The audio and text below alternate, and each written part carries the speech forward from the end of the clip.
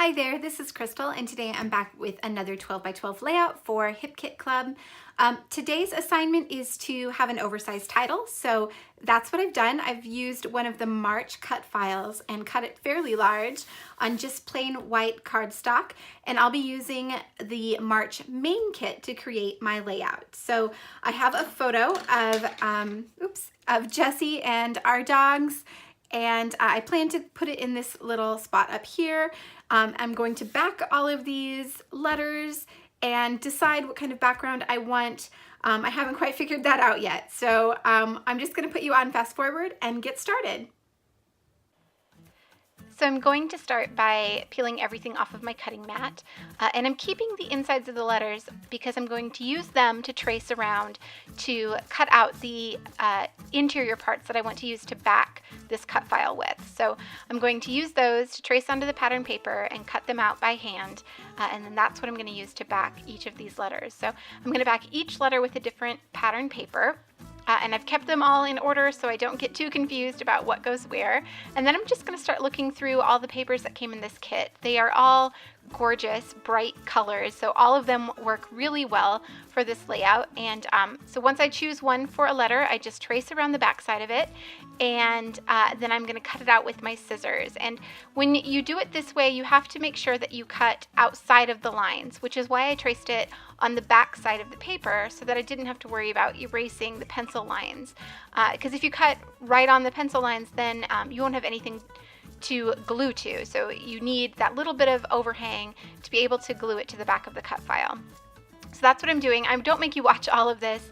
I think I just do 2 on camera, and then I fast forward a bit to where I have them all cut out. So as I'm choosing the papers for each letter, I'm just trying to make sure that the colors are spread out across the layout. I don't want all of the blues in one area and all of the pinks in one area. I want to make sure that there's a good balance of color across the entire spread. And since this cut file takes up the majority of the page, this is where most of the color is going to come from. So I want to make sure that it has all of the colors that I want to add to the page included, and that they're spread out across the cut file. So there you can see everything is all cut out. It didn't actually take too long to do, so it's super easy when you have a cut file this big and with such clean lines. So now I'm just going to adhere all of these down to the back side, and I'm using my fine line bottle with some Scotch quick dry adhesive inside, and just doing a thin line around the very edge, and then just adding the pattern paper, making sure it doesn't overhang on the other side, and that's pretty much all there is to that. It's a pretty simple process. So now that I have all of those letters backed with pattern paper, it's time to think about what background I want. So I played around with some pattern papers a little bit, but I end up going with just a white background, and then I'm going to get out my watercolors here in a second to add a little bit of color. Everything I put it on just looked way too busy for my taste, so this is what I end up going with. So there you can see I have my watercolors out, and this is the Basil Marshmallow paper, so I don't actually add any gesso or anything to it. I'm not going to add a whole lot of water. It does warp a little bit, but that doesn't bother me. It flattens back out once I put it in my album. And like I said, I'm not adding a whole lot here. So I know that I want to add some yellow.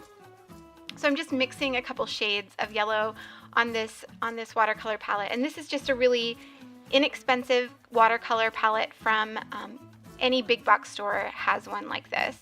And then I'm using the packaging technique to add it to the page. So this is just a bit of plastic packaging from the kit, and I'm adding some watercolor and some extra water to it just to get it to move around the page a little bit, and then I'm just turning it upside down on the page and kind of moving it around, getting that really messy, splotchy look. So once I'm finished with the yellow, I'm going to do the same thing with blue. So I'm going to mix a blue that is similar to the blue that's in that paper that I've used to back the cut file with. I'm just going to mix that on this same piece of plastic, but instead of doing the packaging technique and turning it over, I'm just going to use my brush. Since I didn't wait for the yellow to completely dry, I was a little bit worried that it would mix together too much and make green, which I definitely didn't want. So I'm just going to use my brush and add it strategically to a few places around the page. I just want it peeking out around some of the letters, so it seemed easiest to just use my brush to do that. And then I'm going to add some blue splatters as well, just adding a little bit more water to the paint that I have on that plastic piece, and using my brush to splatter it.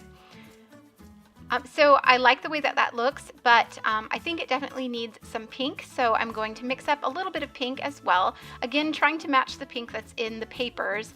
I had a little bit more trouble with this one. It took me a little bit longer to get a pink that I really liked. I ended up mixing quite a few things together and kind of going back and forth with the color, but it's super easy to mix these watercolors, so it's super easy to do this.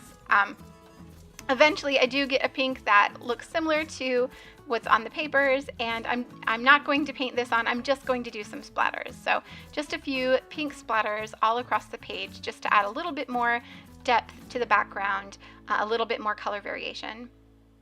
And I really like the way that looks, so I'm going to set that aside to dry, and while it does, I am going to work on the other layers on the page. So I need some papers to back my photo with, and I really love this kind of splotchy dot paper from Sunny Days.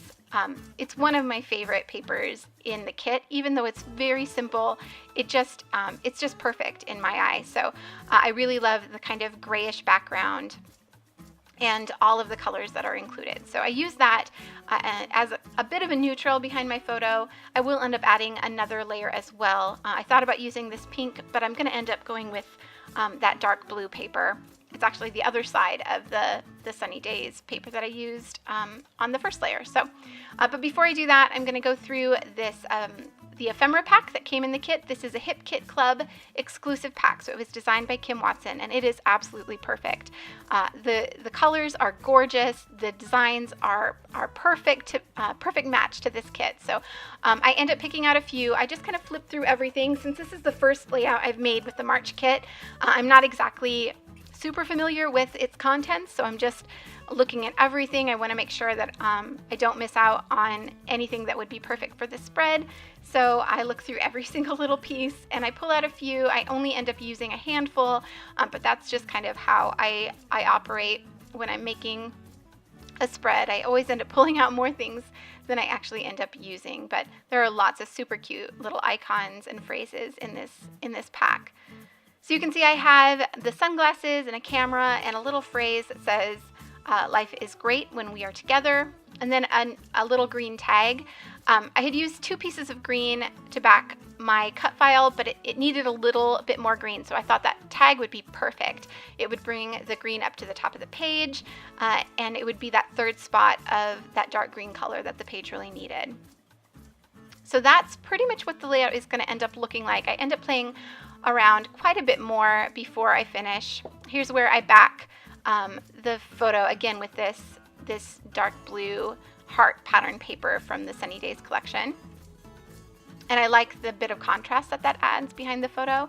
It's just a super thin border around the photo, but it really does add a lot.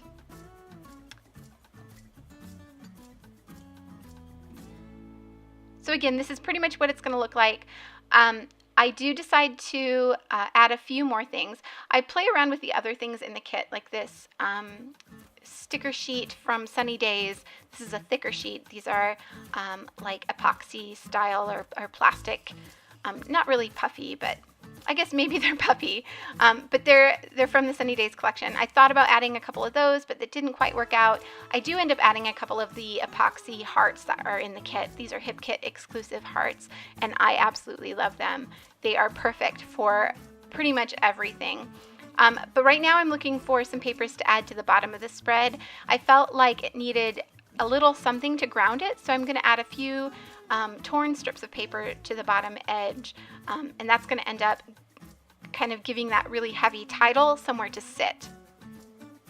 So I've chosen a few, and I'm just going to tear the edges really messily. You can see there that I'm not even being careful. I'm not using a ruler. I just want a messy torn edge, and the paper does curl quite a bit when you do this, but the adhesive flattens it out just fine. So I've chosen 3. There was that polka dot paper, and then this pink pattern paper, and then I'm going to use that same kind of watercolor style paper that I used to back some of the letters with. And I kind of have to hold them down with my fingers to get them to line up the way I want them to. And once I have them where I like them, I just add a tiny bit of adhesive to the back of each just to hold them in place, and then I'm going to take them off the page and adhere them all together before I adhere them to the page. Because they were curling so much and so kind of unruly to deal with, I decided this would be the best way to get them to line up the way I want them. And then I can adhere that whole thing just to the bottom edge of the page. Just like that. And I didn't get them perfectly lined up, so the edges aren't exact, and I do have to trim off a couple little pieces, but that's just fine. Just use my scissors to trim off the edge. And I like that much better. That makes it feel much more grounded. So now I've decided to pop the title off the page with some foam. So I grabbed a sheet of fun foam or craft foam. This is just the cheap foam you can buy at any big box store. It has adhesive on one side. It comes in a variety of colors. It's very inexpensive. And I just cut it to size to fit behind each of these letters. I don't want the cut file to droop at all, so I add quite a bit of this to the back of the cut file. And it's, like I said, super inexpensive, so I don't worry too much about using so much of it. I also don't make you watch that whole process, so there it is all done, and then I just used my fine line bottle to add some liquid adhesive to the back of the foam. I find that my dot runner doesn't really work very well on this foam, so liquid adhesive tends to work a bit better. I just add a little bit to all the little foam spots, and then I can turn it over and add it to my page. And I do have to hold it down just a little bit, just because I'm using that liquid adhesive. I want it to be well stuck before I move things around on the page. So now I can finally start gluing down my photo and the embellishment clusters I have around it. I do decide to pop up those sunglasses just to kind of echo the dimension behind the title. But I decide to use just some regular foam dots to do that instead of the craft foam, just because it's a little bit easier, and it's actually a slightly different dimension. It's slightly thicker, so it just pops up a little bit higher than the title, which I liked. And I thought about doing the same thing with the camera, but instead I decided to tuck it behind this little phrase die cut, and I like that a lot better. So I just adhered it straight down to the page. And I do pop up this heart, but I end up taking it off. It just didn't look quite right to me. And instead, I'm going to layer it with one of those epoxy hearts that came in the kit. And that's just going to look a lot better to me. So I just take off those dots and add it directly to the page, and then I'm going to use one of these little yellow hearts to layer it with. And I'm going to do the same thing at the top with this dark blue heart from the ephemera pack, and I'm going to add another little pink heart to it. So I'm nearly finished. I decide to add another little torn strip to the top just to kind of fill in that blank space at the very top of the page. It was bothering me a little bit. Right now I'm just kind of roughing up one of those edges. It was sticking out a little bit, and I wanted it just to lay in line with the others. And now I've just torn a little bit and cut the edge away, and I'm trying to figure out which paper I want to use to back that part with. So I tried the pink, which looking at it now I really liked, but I end up going with that same watercolor paper from Heidi Swapp's Color Fresh, and I strategically chose this part that has the teal in it. I wanted some of that teal color in the top. So that is what I use.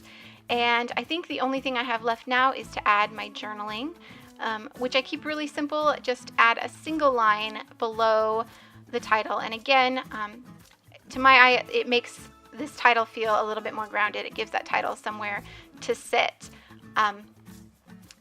And then I'm going to use my date stamp to add the date to the page, and that is going to be it. So I hope you'll try using an oversized title on your page, whether it's a cut file or some other format. If you want to see some close-up photos, there are plenty coming up. Thank you so much for watching today, and be sure to check out the links to the March kits in the description box below, and I will see you all back here soon.